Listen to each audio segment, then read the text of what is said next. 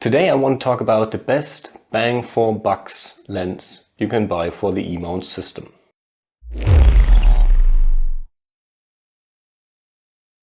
Hi, my name's Matt and recently I've started a new business and I've decided to document that whole process so you can learn from my successes and avoid my mistakes.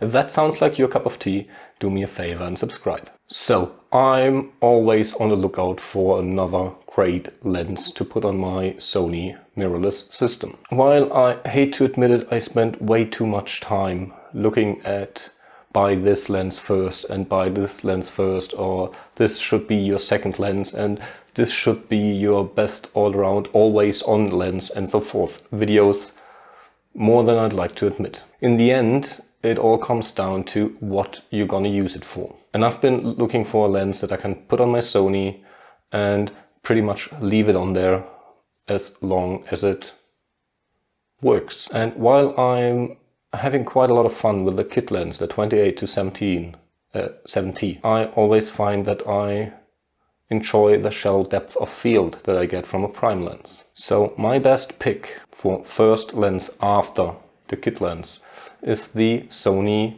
1.8 50mm prime lens. And not the G Master or the G lens, but the $200 prime lens from Sony. And it's on there right now. And this is what the image will look like. It's about 1.5 meters or meter away from me. And I'm using this lens most of the time. I use it for all the interviews we take. I'm using it for all the YouTube videos I make. It pretty much stays on my camera at all times. Don't get me wrong, there are a myriad of cameras you can use, but for my use case, where I record this YouTube style videos or the interviews for the business, I'm always relying on this 50mm lens.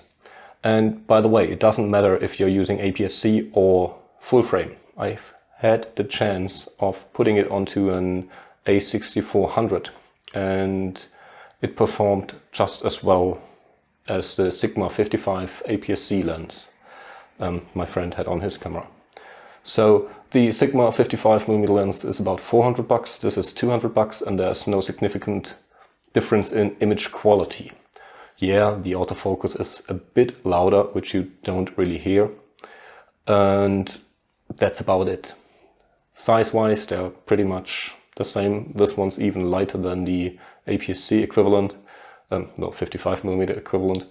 And so far, I've always relied on this lens and it never let me down in any circumstance.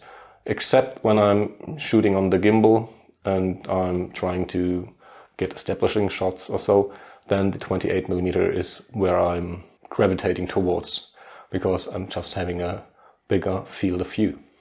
But when you're getting establishing shots, you don't really need a shallow depth of field. However, if I'm in this interview scenario, I really enjoy having a shallow depth of field. Therefore, I opted for this really cheap, really great 50mm Sony 1.8 prime lens. And if you're on the lookout for a good all-around lens, I highly suggest getting the 50mm. And one thing you have to remember is that if you're putting this lens on an APS-C camera, you get a 75mm lens. And that would be too tight for what I'm using.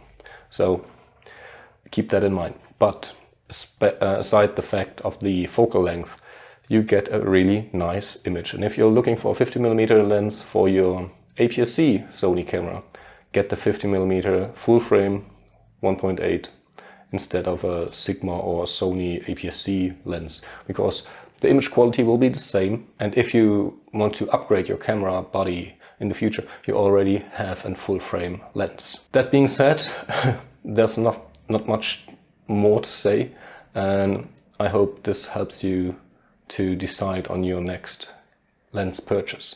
Don't get drawn into this, oh, you need a 16 to 50 or a 16 to 35 or a 70 to 200.